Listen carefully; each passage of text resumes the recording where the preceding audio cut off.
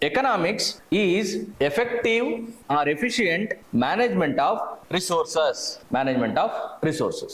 ಏನ್ ಹಿಂಗಂದ್ರೆ ರಿಸೋರ್ಸ್ ನ ಸರಿಯಾಗಿ ಬಳಸಿಕೊಳ್ಳಬೇಕು, ಅದಲ್ಲಿ ಇದೆ ಕನ್ನಡದಲ್ಲಿ ಅರ್ಥ. ಅದ್ ಬಿಟ್ಟು ಮುಂದಕ್ಕೆ ಹೇಳಿ, ನೀವು ಯಾವ್ದಾದ್ರು ಎಕ್ಸಾಂಪಲ್ ತಗೊಂಡು ಹೇಳಿದ್ರು ಓಕೆ, ಏನ್ ತೊಂದ್ರೆ ಇಲ್ಲ.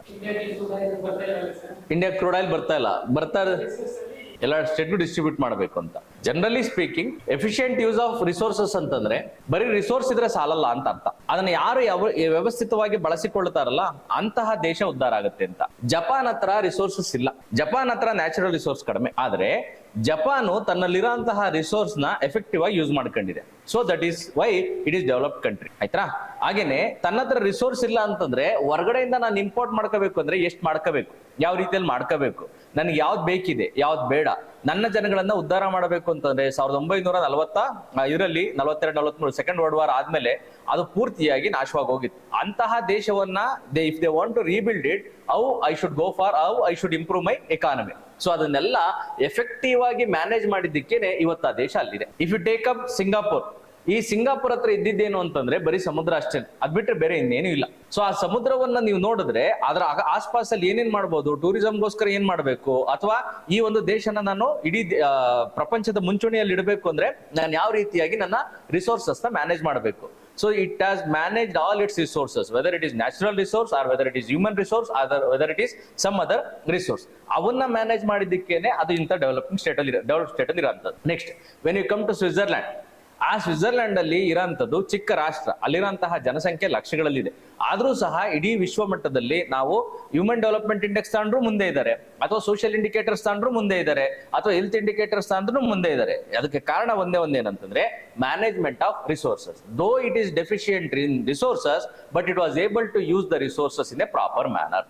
ಈಗ ಹೇಳಿ, ಈ ಕಂಟ್ರೀಸ್ ಅಲ್ಲಿ ಏನಿಲ್ಲ, ನ್ಯಾಚುರಲ್ ರಿಸೋರ್ಸ್ ಎಲ್ಲ ಇದೆ ತಾನೆ, ಆದ್ರೆ ಆ ಕಂಟ್ರೀಸ್ ಅಲ್ಲಿ ಮಿಸ್ ಆಗ್ತಾ ಇರೋದು ಯಾವುದು ಅಂತಂದ್ರೆ ಈ part. That is what economics is. So management of scarce resources or the management of limited resources is all about economics. Economics ಅಂತಂದ್ರೆ ಸಂಪೂರ್ಣವಾಗಿ ನಿಮ್ಮ ಹತ್ರ ಇರೋಂತಹ ಒಂದು ಮೆಟೀರಿಯಲ್ಸ್ ನ, ನಿಮ್ಮ ಹತ್ರ ಇರೋಂತಹ ರಿಸೋರ್ಸಸ್ ನ ಎಫೆಕ್ಟಿವ್ ಆಗಿ ಮ್ಯಾನೇಜ್ ಮಾಡೋಂಥದ್ದು. ಈ ರಾಜ್ಯದ ಬಳಿ ಏನಿಲ್ಲ, ಎಲ್ಲ ಇದೆ ತಾನೆ. ಸೊ ಇಲ್ಲಿ ಒರಿಸ್ಸಾಗ್ ಬಂದ್ರೆ ಏನಿಲ್ಲ, ಸಣ್ಣ ಇದಕ್ಕೆ ಸಮುದ್ರ ಬೇಕಾ, ಸಮುದ್ರ ತೀರನೂ ಇದೆ. ರಿಸೋರ್ಸಸ್ ಬೇಕಾ, ರಿಸೋರ್ಸಸ್ ಇದೆ. ಆದ್ರೆ ನೀವು ಆ ಊರಿಗೆ ಹೋಗಿ ನೋಡಿದ್ರೆ ಆ ಊರು ಯಾವ ರೀತಿಯಾಗಿದೆ, ಇಡೀ ರಾಜ್ಯ, ಪೂರ್ತಿ ರಾಜ್ಯವನ್ನ ನೋಡಿದ್ರೆ ಕೆಳಗಿಂದ ಮೇಲ್ಗಡೆವರೆಗೂ ನಿಮ್ಗೆ ಊರು ಹೆಂಗ್ ಕಾಣುತ್ತೆ ಅಂದ್ರೆ ಬರೀ ಕೆಂಪಗೆ ಕಾಣುತ್ತೆ. ಯಾಕೆ ಕೆಂಪ ಕಾಣುತ್ತೆ? ಎಲ್ಲ ಇವರೇ ಅಲ್ಲಿರೋದು, ತಿನ್ನೋದು ಹೋಗಿಯೋದು ಅಷ್ಟೇನೆ, ಸರಿನಾ. ಸೊ ನೆಕ್ಸ್ಟ್, ವೆಸ್ಟ್ ಬೆಂಗಾಲ್ ಹತ್ರ ಏನಿಲ್ಲ, ಎಲ್ಲ ಇದೆ, ಆದ್ರೆ ಸಮಸ್ಯೆ ಎಲ್ಲಿರೋದು? So there is no effective management of resources. That is why they are underdeveloped as of now. So economics is all about management or the effective management of resources. ಈಗ ನೀವು UPSC aspirants ಇದ್ದೀರಾ, ನೀವೇ ಹೇಳಿ ನಿಮ್ಮ ಪ್ರಕಾರ economics ಅಂತಂದ್ರೆ ಏನು? ನೀವು ಯಾವ ಜಾಗದಲ್ಲಿ ಇದ್ದೀರಲ್ಲ ಅದರಲ್ಲಿ ನಿಮ್ಮ ಹತ್ರ ರಿಸೋರ್ಸ್ ಇದೆ ತಾನೆ. ಯಾವ್ದಿದೆ? NCERT ಬುಕ್ ಇದೆ, ರೆಫರೆನ್ಸ್ ಬುಕ್ ಇದೆ, ಪ್ರೀವಿಯಸ್ ಇಯರ್ ಕ್ವಶನ್ ಬ್ಯಾಂಕ್ ಇದೆ, ಆಯ್ತಾ. ಅದಾದ್ಮೇಲೆ ನಿಮ್ಗೆ ಏನ್ ಕ್ಲಾಸ್ಗೆ ಹೋಗ್ಬೇಕು ಅಂತಂದ್ರೆ ಅದಿದೆ, ಲೈಬ್ರರಿ ಬೇಕು ಅಂತಂದ್ರೆ ಇದೆ, ಎಲ್ಲ ಇದೆ. ತಂದೆ ತಾಯಿ ದುಡ್ಡನ್ನು ಕೊಡ್ತಾ ಇದ್ದಾರೆ. ಸೊ ಇಲ್ಲಿ ನೀವೇನಾರ ಫೇಲ್ಯೂರ್ ಆಗಿದ್ದೀರಾ ಅಂತಂದ್ರೆ ಏನ್ ಕಾರಣ?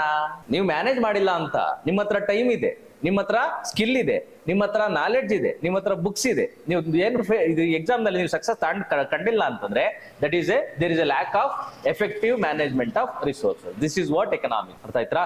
ಮೊನ್ನೆ ಯಾರೋ ಒಂದು ತಮಿಳ್ನಾಡು ಸ್ಟೂಡೆಂಟು, ಆತ MA ಇನ್ ಎಕನಾಮಿಕ್ಸ್ ಮಾಡಿದ್ದಾರೆ. ಅವ್ರು ಆಮೇಲೆ ಕನ್ನಡ ಇದ್ರಲ್ಲಿ ಆಪ್ಷನಲ್ ಯಾವ್ದು ತಗೊಂಡಿದ್ದಾರೆ ಅಂತಂದ್ರೆ ಅವರು ತಮಿಳ್ ಲಿಟರೇಚರ್ ನ ತಗೊಂಡಿದ್ದಾರೆ. ಸೊ ತಮಿಳ್ ಲಿಟರೇಚರ್ ನ ತಗೊಂಡ ಮೇಲೆ ಇಂಟರ್ವ್ಯೂನಲ್ಲೋ ಅಥವಾ ಮಾರ್ಕ್ ಇಂಟರ್ವ್ಯೂನಲ್ಲೋ ಆತ ನನ್ನ ಕೇಳಿದ್ರು, ಯಾಕಪ್ಪ ನೀನು ಓದಿರೋಂಥದ್ದು ಎಕನಾಮಿಕ್ಸ್, ನಿನ್ಗೆ ಈ ತಮಿಳ್ ಲಿಟರೇಚರ್ ಯಾಕೆ ತಗೊಂಡಿದ್ಯಾ, MA ಮಾಡಿದ್ಯಾ ಅಥವಾ ನೀನು ಅದ್ರ ದೊಡ್ಡ ಮಟ್ಟದಲ್ಲಿ ಸಾಧನೆ ಮಾಡಿದ್ಯಾ, ಅದ್ರಲ್ಲೇ ಹೋಗ್ಬೋದಿತ್ತಲ್ಲ ಮುಂದಕ್ಕೆ ಅಂತ. ಅವ್ರು ಹೇಳಿದಂತ ಆನ್ಸರ್ ಎಷ್ಟು ಬೆಸ್ಟ್ ಆನ್ಸರ್ ಇತ್ತು ಅಂತಂದ್ರೆ, ಸರ್ ನಾನು ತಮಿಳ್ ಲಿಟರೇಚರ್ ನ ಯಾವ ಆಧಾರದ ಮೇಲೆ ತಾಂಡೆ ಅಂತಂದ್ರೆ ಎಕನಾಮಿಕ್ಸ್ ಆಧಾರದ ಮೇಲೆ ತಾಂಡಿನಿ ಅಂತ. ಸೊ ಅವ್ರು ಹೇಳಿದ್ದೇನು ಅಂತಂದ್ರೆ, ಸರ್ ಎಕನಾಮಿಕ್ಸ್ ಬೇಸಿಕ್ ಪ್ರಿನ್ಸಿಪಲ್ ಏನು ಅಂತಂದ್ರೆ effective management of the resources ಅಂತ. ನನ್ನ ಹತ್ರ ಇರೋಂಥ ರಿಸೋರ್ಸಸ್, ನನ್ನ ಹತ್ರ ಇರೋಂಥ ಸ್ಕಿಲ್ಲು, ನನ್ನ ಹತ್ರ ಇರೋಂತಹ ಈ ಒಂದು ನಾಲೆಡ್ಜ್ ಏನಿದೆಯಲ್ಲ, ಆ ನಾಲೆಡ್ಜ್ ಲೆವೆಲ್ಗೆ I could do best in this ಅಂತ. ನಾನು ತಮಿಳ್ ಲಿಟರೇಚರ್ ನ ಬಳಸ್ಕೊಂಡ್ರೆ ನಾನು ಮ್ಯಾಕ್ಸಿಮಮ್ ಔಟ್ಪುಟ್ ನ ಕೊಡಬಲ್ಲೆ, ನಾನು ಸಕ್ಸಸ್ ನ ಬೇಗ ಕಾಣಬಲ್ಲೆ. ಇದನ್ನೇನೆ ಎಕನಾಮಿಕ್ಸ್ ಸರ್ ಹೇಳ್ಕೊಡೋದು.